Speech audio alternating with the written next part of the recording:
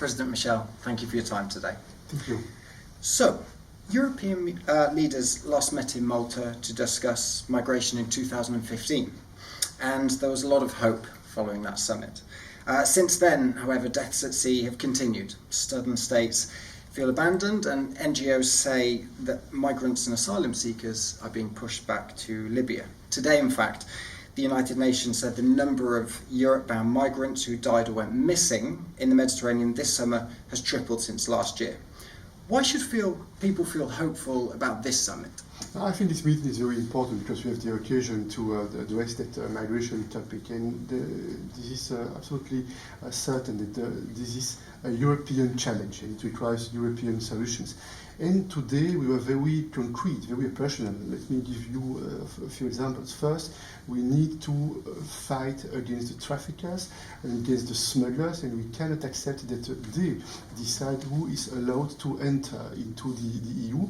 And it requires more operational cooperation between the member states, between the intelligence service, to make sure that we can eradicate them. Point one. Point two, we need also to engage with third countries for the return and readmission policies. This is not easy, but I feel that if we act in a European approach, we have many tools in our hands that we can use in order to convince those transit countries, those origin countries, to cooperate much more with us in terms of identification of those who are not supposed to stay here on the European soil and who are supposed to go back in their countries. It requires technological efforts, for instance, with the biometrical approach. It requires more operational cooperation for the identification of the migrant.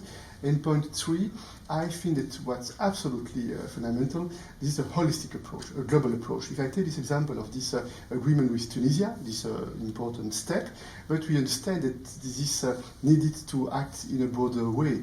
We can see that many migrants who pass through Tunisia, they come from the Sahel region, they come from the eastern part of Africa. And that's why we need to engage with those countries, Côte d'Ivoire, Senegal, Benin, and some others, to see how we can develop a better cooperation with them. However, Malta recently abstained from a vote on the new EU asylum and migration regulations, arguing the measures don't help alleviate the challenges faced by border states enough.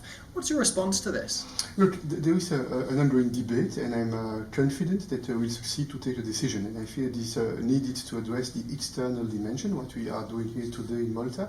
It's also very important to make sure that there is a real solidarity among the member states. And with this migration pact, there is a concrete proposal, a pragmatic proposal, which I think is a good base. But of course, the member states, they will have to decide if they say yes or if they say no. I know that we have been working a lot on the question. I hope that in the days to come, in the weeks to come, some tangible progress will be possible. Okay, thank you. Now, how do you respond to criticisms from organisations such as Oxfam, who argue that EU talks on migration increasingly reflect a European desire to barricade the continent, to migrants and asylum seekers, this so-called Fortress Europe approach? How do you respond to this? I do not agree with this approach or this statement made by this NGO. First, we are very proud that the EU is the first sponsor in terms of development aid across the world, especially in Africa. We are the first donor for the multilateral system for addressing the fight against poverty, for addressing the consequences of climate change. And if other developed countries across the world would follow the same level of intensity, I think that we could do better at the international level. It's my first point. And my second point is very, very clear. There are rules, there are principles, and you need to make sure that the rules are applied. I'll give you one example.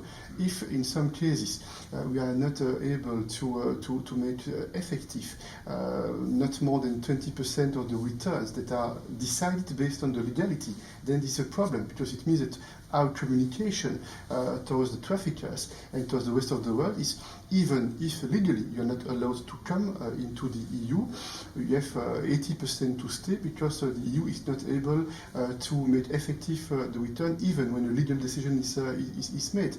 It shows that there is the need to improve the effectiveness of our approach, and I feel a strong political will to act and to be concrete and to be operational.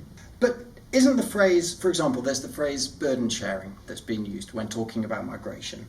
Isn't this maybe an example of this? And NGOs would argue that maybe, migrants bring cultural diversity and also economic advantages, particularly into a continent that has an aging population. Okay.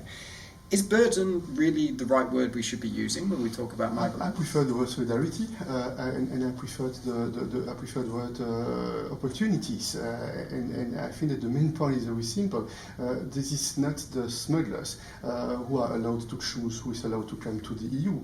It's a question of European sovereignty. These are the national governments, these are the European institutions, because of the sovereignty and the democratic principle, because the national governments within the EU, they have the legitimacy. They are controlled by the parliament, and they have the responsibility to set the rules and to implement the rules and the principles.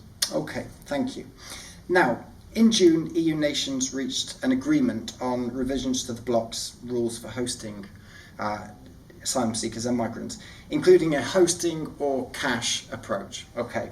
Now, doesn't this just allow countries to pay out of their responsibilities as member states? No, I think that the basis of this proposal made by the European Commission regarding this migration pact is to try to make sure that there is an effective solidarity. And I understand that the debate among the member states is related to what are the modalities for this solidarity, and probably there are different options for making sure that there is solidarity. And it's exactly the debate that we have at the time being.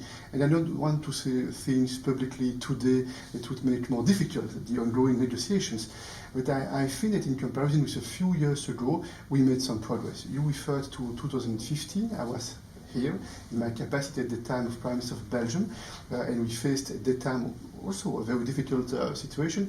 But I have the impression that today there is much more mutual understanding among the leaders, and much more understanding, despite some differences that I do not underestimate, but much more understanding that there is only one common European approach that can help us to address in an orderly way this migration challenge. It doesn't mean that we are all exactly on the same page. That's why we have those difficult discussions on the migration pact. But the idea that we need to strengthen the control of our borders, the idea that we need to fight against the traffickers and the smugglers, the idea that we need to make more effective the return and readmission policy, the idea that we need to engage with third countries, including transit countries and origin countries, the idea that we need a broader strategic approach.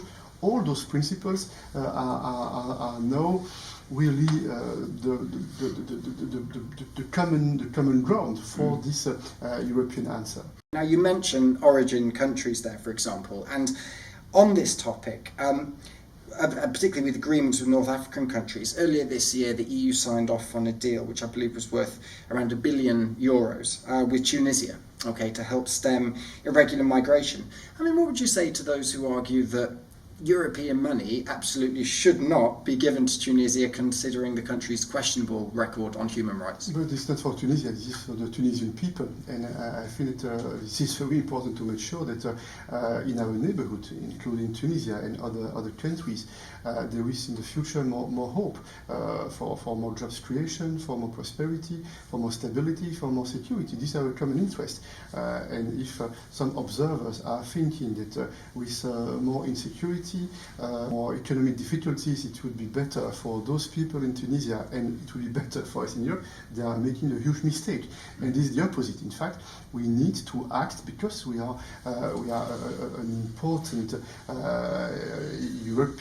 European group of countries with tools, with capabilities, with capacities. It's important not only for a question of generosity that we act to promote and to defend initiatives for more peace, security and stability in our neighborhood. This is what we intend to do not only in Tunisia but more broadly in the region. And the topic today for that meeting was not only migration, it was a broader topic.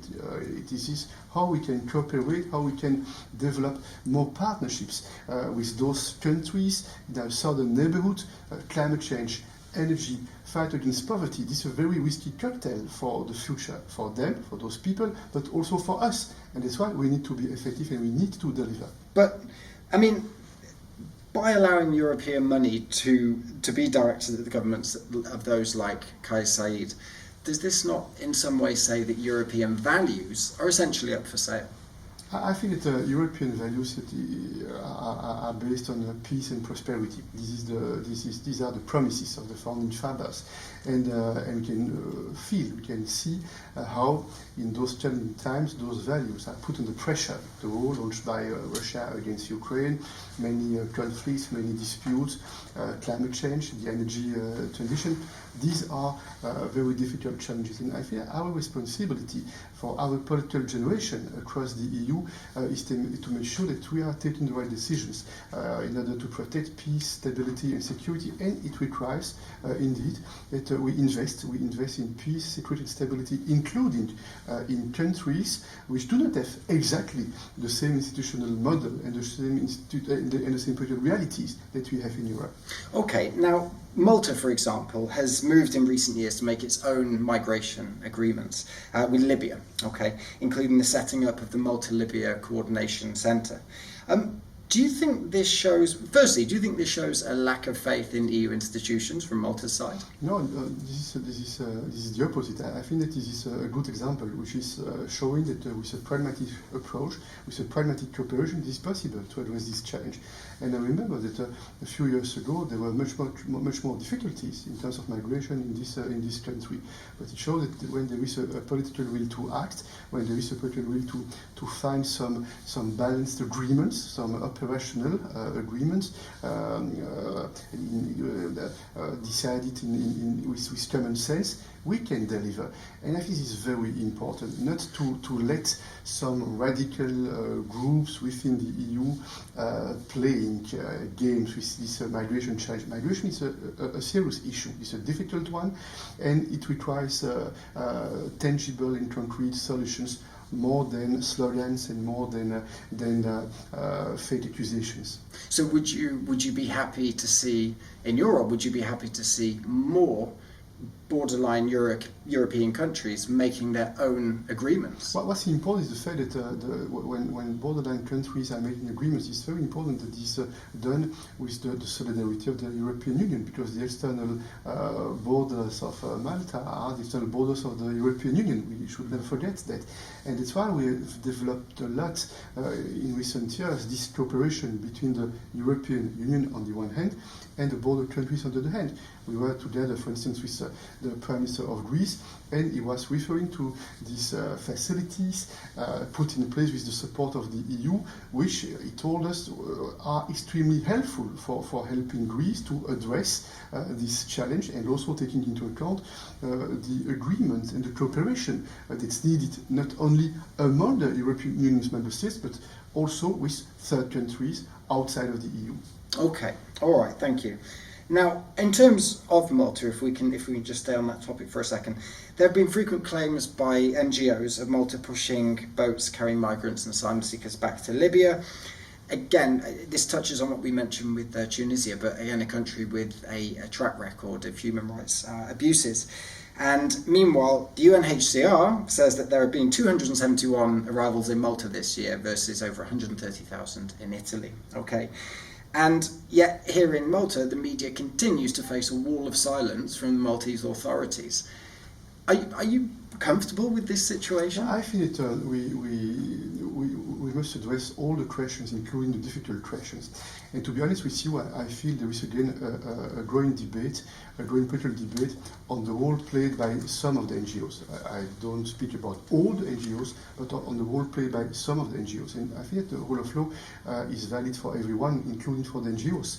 And I think that this is the responsibility of the governments, of the public authorities, because there is the democratic legitimacy at the national level and at the European Union's level to determine how we address this this migration challenge, how we tackle it, and how we build the right, the fair solution based on the international law, based on the legality, which is extremely important. And sometimes, this is not a secret, and sometimes we can observe that some NGO boards are acting in a way that, in my opinion, is opening some questions. And that's why I think that we'll have also this debate at the European level. Would you be able to elaborate a little bit more on some of those questions? I think that you understood very well what I wanted to pass as a message. I think that we need to address all the topics, including the role played by some of the NGOs. Okay, thank you.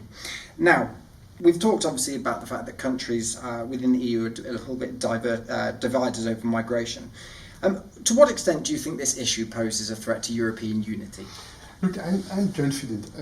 Why? Not because I would underestimate this challenge. It's a very difficult challenge, also a very emotional challenge. And emotions, it plays an important role in a democracy. But if we have a look at the recent years, we've been facing extraordinary difficult challenges. COVID crisis, a war launched by Russia against Ukraine, climate change, the economic consequences of the war, the energy consequences of the war launched by Russia against Ukraine. And systematically, even when some observers were a little bit pessimistic, we succeeded to stick together and to be extremely united.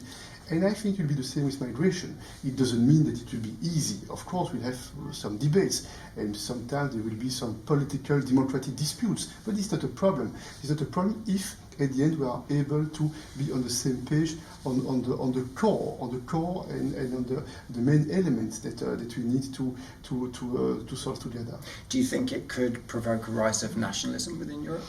I'm certain that some political groups will try to use this topic like they are using other topics to try to promote a form of fragmentation of this European Union's project. But at the end, I'm confident that a vast majority of the citizens across the EU, they feel how the European Union has been protecting their fundamental interests in those times of crisis. If we have a look at COVID-19, health is not a European competence. It is a responsibility of the national authorities and the national governments. But very quickly we understood it was a common sense approach. It was needed to act together. Energy is the same. The energy mix is the national responsibility of each member state. But we understand very well that in those difficult times, this is needed to act together, to cooperate, to coordinate. And this is the same for migration. Those who would like to try to convince their people that only national solutions would work are not telling the truth, and at the end, people, they are very smart, and they will understand where are their interests for the future and for the future of their children.